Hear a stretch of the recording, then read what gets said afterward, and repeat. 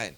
And we're here with Omar Naber from Slovenia. I always say Naber like it's a song. Your name is so musical. I don't know what it is. So representing Slovenia. So before we talk about you, I would just want to get the people to know Slovenia a little better, because as Americans, we don't know that much about it. We know the name, but if we were to travel to Slovenia, where would we eat? Where would we go? What would we see? Just a quick overview.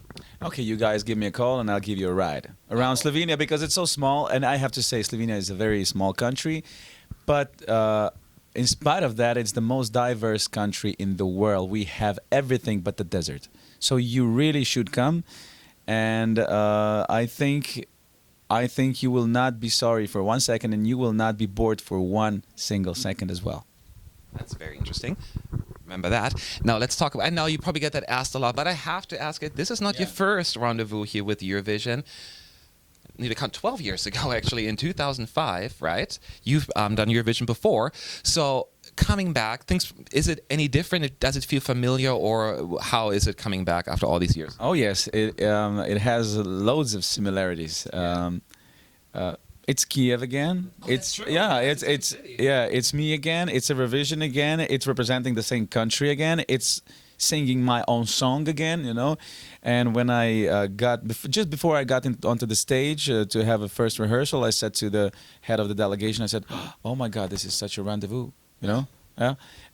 This is such a Déjà vu. Deja vu. Yeah, that's right. I'm sorry. And a rendezvous too, though. Yeah. Well, and he said, "Yes, that's right." And 12 years ago, he was there with me as well.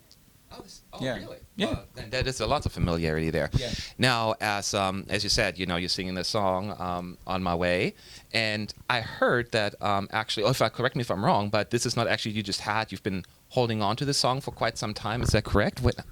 Why, if that's the case? Yeah, that's right. I've written that song like 10 years ago or something. But the reason, well, it might be a few different reasons for that. The first one would be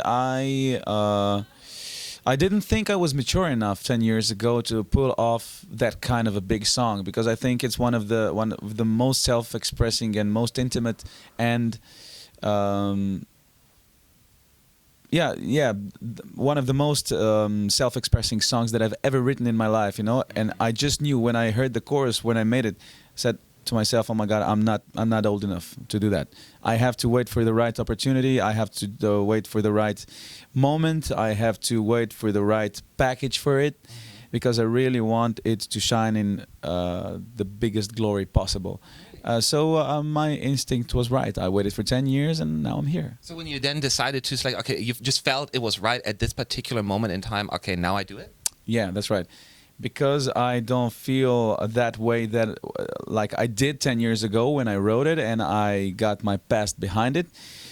I was quite in a bad period at that time, and I said to myself, yeah, sure, not now. We'll wait. Yeah. And I said to myself, now I'm 35. This is the time before I get too old. And it worked, and you're here now, so that's just pretty impressive. Right. Now, let me just ask you, Omar, as the artist. If I'm not incorrect, you started out actually in a different profession before you actually became a singer. Is that correct? And just a quick overview of you as a singer, what you have done in your past, just overall, your resume, if you will. Okay. As a student, I was everywhere. I did everything possible, but in the end, I was trained for dental technician, and I worked as a dental technician as well for a year. But I always knew there was music for me. I always knew I was going to be a musician sooner or later, that way or another. But Slovenia is a small country, and a lot of people say music is a very hard sport to make a living with in Slovenia. And I said to myself, okay, let's try this. And I did this dental technician school, and I actually did work as a technician for 1 year. But I said to myself, life is not about money. Life is about happiness. And I chose music then. Seems like it was the right decision, as we can tell. Now, Eurovision, obviously, you've been before. It's a fun experience, but it eventually comes to an end. So we would like to know, what is your future holds in store? Do you have any upcoming plans, albums, tours, a Grammy? Oh, that's a good one. Okay. I'm not trying to put you on the spot. I'm just asking. Okay. Okay.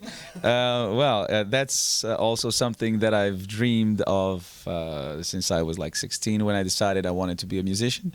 When I saw that I have a talent to do something with myself music-wise. But this is actually a dream of millions of musicians all around the world. So you never know if it's possible to come true. But you never know, you know. Yeah. What was the question again? I'm sorry. The Grammy was kind of took over. Just what's happening after Eurovision, post Eurovision. Okay, I have lots of material, music material that is waiting just there. I could probably release not one, but two, maybe three albums right now with the music that wasn't released up until now. Okay. So yeah, I'm just waiting for the right moment, like I did with that song. Okay, I'm not gonna wait for 10 years, but yeah, you know. But still, I have many plans. I have many different styles of music fields where I'm going to play. You know what I mean? I have a rock band. On the other hand, I love jazz music, not jazz, but swing jazz music. Okay. Let's say I love pop music. I also love gospel. I like soul. You know, I have plans, and I think it's looking pretty bright. All right, that sounds good.